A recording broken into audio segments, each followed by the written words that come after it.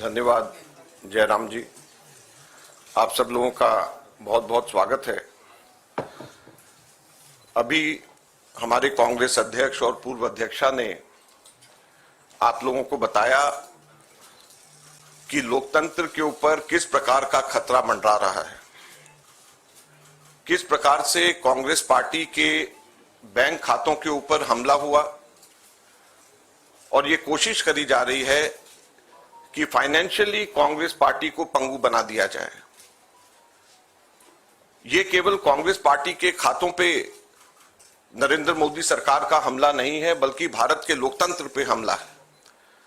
अगर प्रमुख विपक्षी पार्टी वित्तीय तौर के ऊपर पूरी तरीके से पंगु हो जाए, कोई कार्य नहीं कर सके, पब्लिसिटी के ऊपर पैसा नहीं खर्च कर सके, कैंपेन के ऊपर पैसा नहीं खर्च कर सके, अपने कैंडिडेट्स को पैसे नहीं दे सके, तो फिर चुनाव किस बात का है। और चुनाव की घोषणा हो चुकी है। पिछले एक महीने से हमारे अपने बैंक अकाउंट्स में पड़े हुए 285 करोड़ रुपए का हम इस्तेमाल नहीं कर पा रहे हैं। हम लोगों को पब्लिसिटी के लिए अखबारों के अंदर स्लॉट्स बुक करने, हम लोगों को पब्लिसिटी के लिए इलेक्ट्रॉनिक मीडिया के अंदर स्लॉट्स बुक करने, हमको सोशल मीडिया के अंदर इस्तेमाल करना है, हमको पोस्टर छपवाने, हमको पैम्फलेट छपवाने। अगर हम लोग वो काम भी नहीं कर सकते तो किस प्रकार से लोकतंत्र जिंदा रहेगा और कैसा लोकतंत्र है। मैंने पिछले सप्ताह आप सब लोगों के सम्मुख मोतीलाल वोरा जी के समय 2017-18 के एक केस को लेकर के इनकम टैक्स डिपार्टमेंट ने 2017-18 के बेसिस के ऊपर 7 साल बाद में जाकर के हमारे बैंक के खाते अब जाकर के फ्रीज करे हैं, उसकी जानकारी दी। मैंने कहा कि ये 7 साल पुराने कैसे फ्रीज किए जा सकते हैं और टाइमिंग इसका कैसा है। लेकिन मुझे अभी बहुत दुख के साथ कहना पड़ रहा है कि पिछले हफ्ते ये नोटिस हम लोगों के पास में आया है, इसकी कॉपी आप सब लोगों को मिल गई है, आप सब लोगों के आ गई है। आप जरा देखिए, ये सीताराम केसरी जी के जमाने का नोटिस हमें पिछले हफ्ते आया। आप सोचिए, सीताराम केसरी जी के जमाने का 1994-95 की असेसमेंट ईयर का नोटिस अब हमारे पास में आया और इसको लेकर के भी आगे आने वाले समय के अंदर फिर से बैंक को फ्रीज करने का और डिमांड लगाने की ये कवायद शुरू होगी। तो ये कौन सा लोकतंत्र है। अगर इसी रफ्तार से जाएंगे तो महात्मा गांधी के समय पे जमनालाल बजाज जब ट्रेजरर हुआ करते थे, उस टाइम पे भी कोई चीज निकाल करके अब इस वक्त इस चुनाव से पहले हमारे अकाउंट्स को फ्रीज किया जाएगा। तो ये किस चीज का लोकतंत्र है। 30 साल पुराना, 31 साल पुराना असेसमेंट ईयर का हिसाब निकाल करके हमारे खाते फ्रीज करे जा रहे हैं ताकि हम लोग चुनाव ही ना लड़ पाए।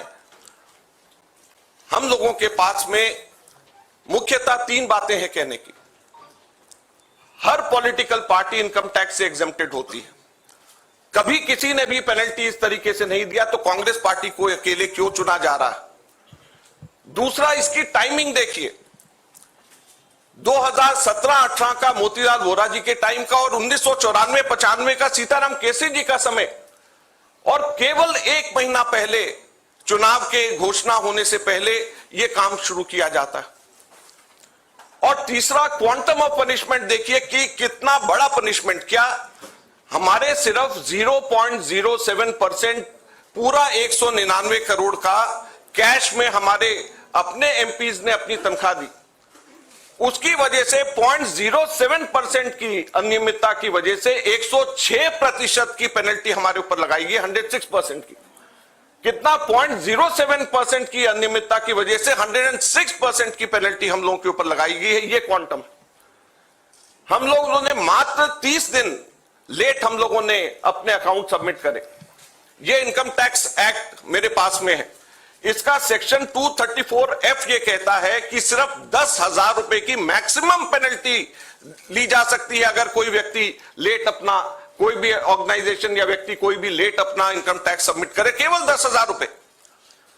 और हमारे ऊपर 210 करोड़ रुपए का 210.25 करोड़ का 210.25 करोड़ का लियन मार्क कर दिया गया।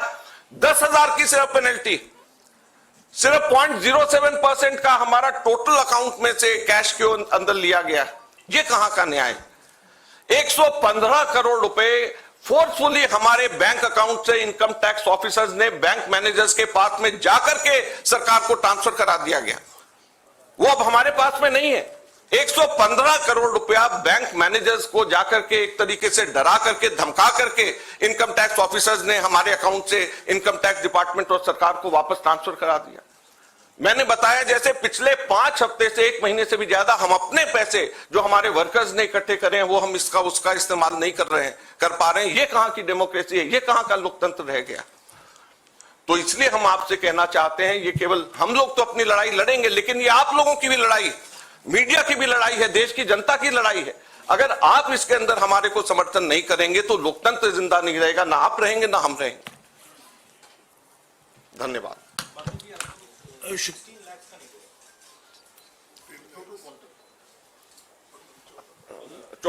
हमारा टोटल जो है 14,40,000 बनता है, जो 0.07% है। तो सिर्फ 14,40,000 जो हमारा 0.07% है, उसकी वजह से हमारे को ऊपर 210 करोड़ रुपए से भी अधिक का हमारे ऊपर लियन मार्क करके हमारी पेनल्टी लगाई गई है। तो आप सोचिए 14,40,000 के बदले 210 करोड़ रुपए की पेनल्टी हमारे ऊपर लगाई गई है। ये कहां का लोकतंत्र है? शुक्रिया अजय माकन जी। आखिर में मैं राहुल गांधी जी से गुजारिश करूंगा कि वो आपको संबोधित करें।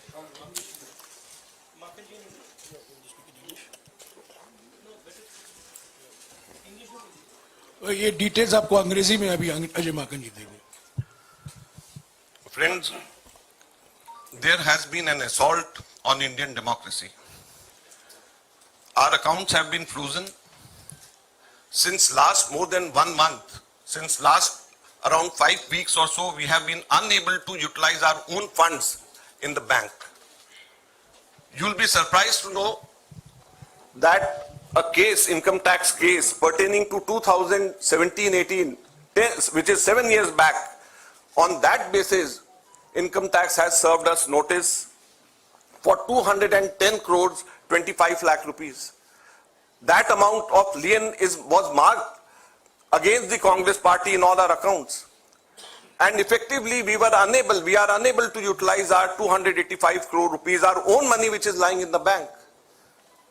The most important thing is the timing and the exemptions which all the political parties enjoy. When all political parties enjoy income tax exemption, then why is it being slapped on the Congress party? Never it has happened in the past that the BJP had to pay any kind of penalty, any kind of income tax. Then why is it that the Congress party being singled out?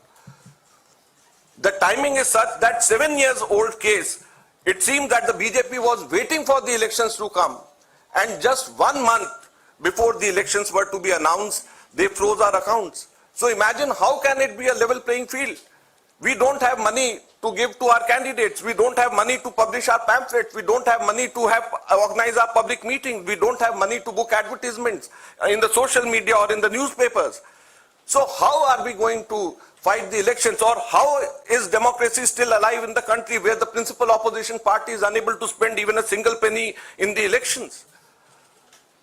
And it is not only this, the government has not stopped only on this 2017-18 notice. We have been slapped with another notice last week, and it pertains to 1994-95 during Sitaram Kesri when he was the treasurer. So imagine we are being slapped with a notice, income tax notice, 30 years back, pertaining to account 30 years back. And just at the eve of election, so that we are unable, our accounts are crippled and we are unable to use our own money for the elections. So please, this is the time when it is not only fight for the Congress party, our own fight alone, it is, we have to all fight together to save democracy. The Income Tax Act, section 234F, allows maximum penalty of rupees 10,000 for late submission of income tax returns. Maximum penalty of 10,000 rupees. But on the contrary, Congress party has been slapped a penalty of 210 crore rupees against a violation of just 14,40,000 which we deposited in cash and 30 days delay. So the quantum of punishment is totally unmatched with a trivial small kind of mistake, you may say, or small kind of thing which has been done in 7 years back, which can easily be condoned.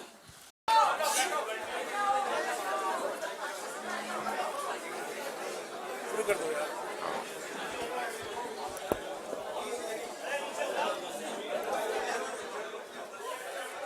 आप लोग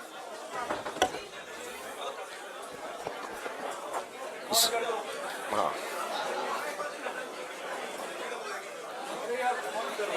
सब लोग settle हो जाएं।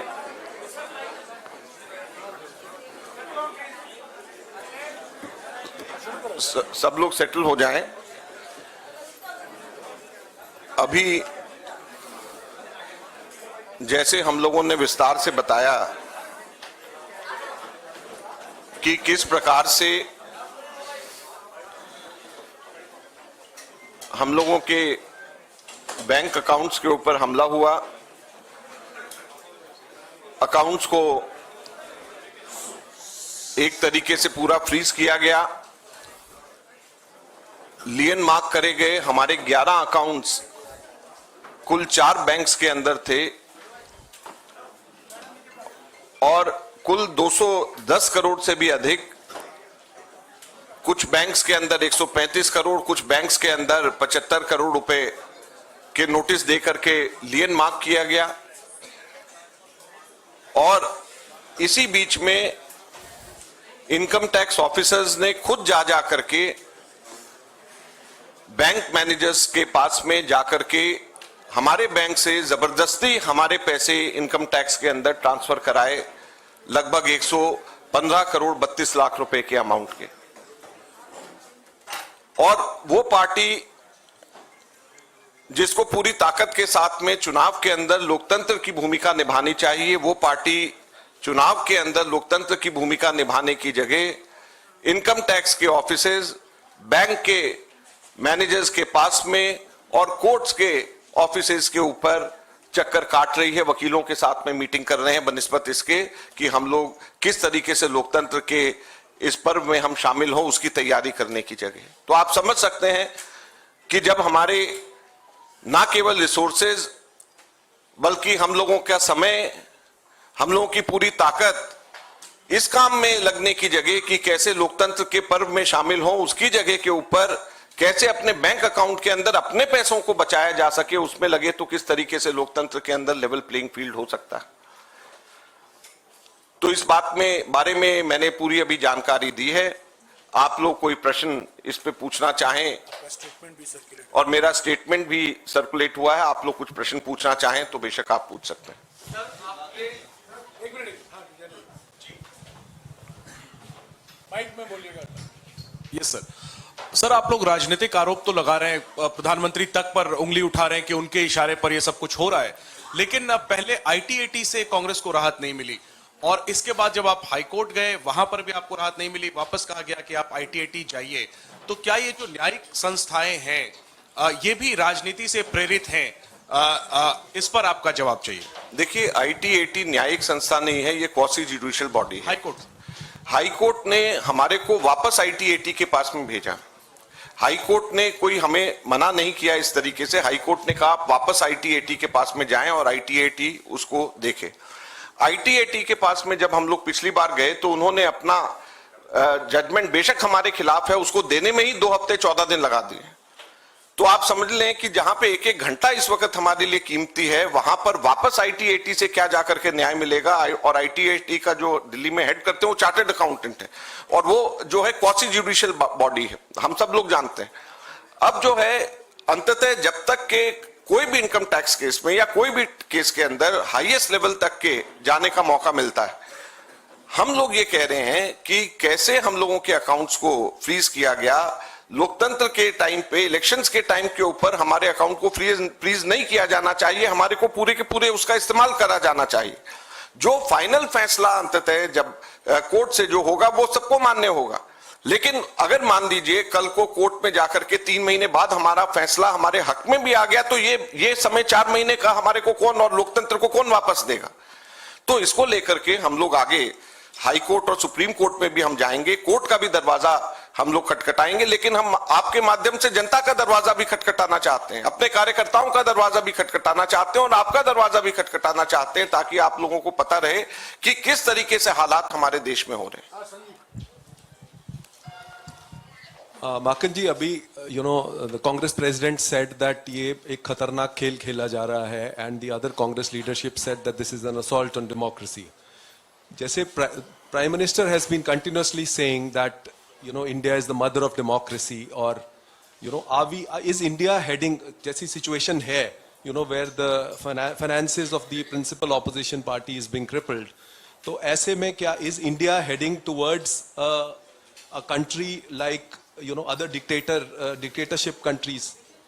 Is it heading where the elections is one-sided and 95% votes goes? As the treasurer of principal opposition party, I can say there is no democracy.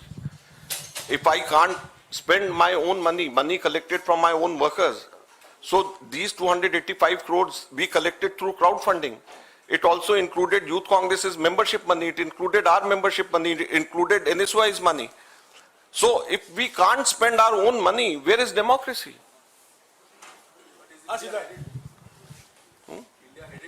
It is already there.